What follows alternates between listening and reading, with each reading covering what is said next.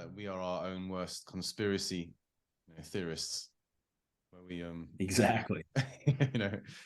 Giving ourselves the fear of or the thought of the worst possible outcome, when in fact it never really usually is that much.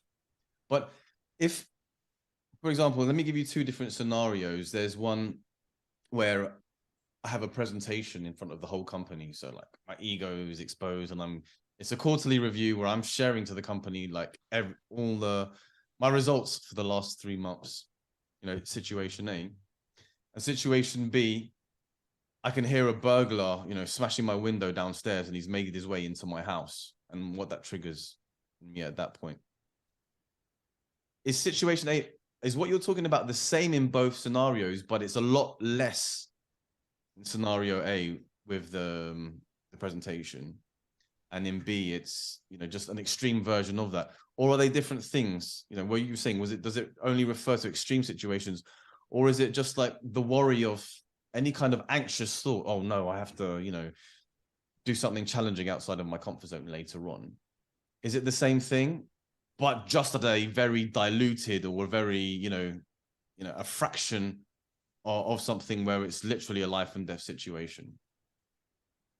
Well, that's a great question, but it may not even be a diluted version, depending on what's going on in the person's mind.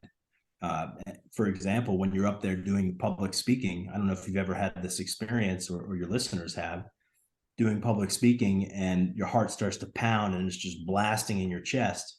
I certainly have. I've done a lot of public speaking throughout my career, and in the beginning, before I really got used to it, I would experience this feeling of heart pounding, tightening in my stomach, breathing fast, sweating, all of those sort of sympathetic nervous system symptoms. And when in your situation A, the person who's presenting his work to the company, depending on how that person really thinks about the situation, is going to determine the intensity of the physiological response. So if they think, I did well, I did the best I could do, and that's whatever I present to them is going to be good enough, their physiological response is going to be very different than if they get into that situation and they start catastrophizing about it, and they think, I'm gonna blow this. People are gonna really criticize what I've done. They hate what I do, and they're probably going to fire me, and I'm probably going to end up with my stuff on the curb, and I might even get kicked out of my apartment, and then I'm screwed and I'm homeless on the street. So depending on how the person catastrophizing, depending on how they appraise the situation, that can have a major impact on the way their body responds to that challenging situation.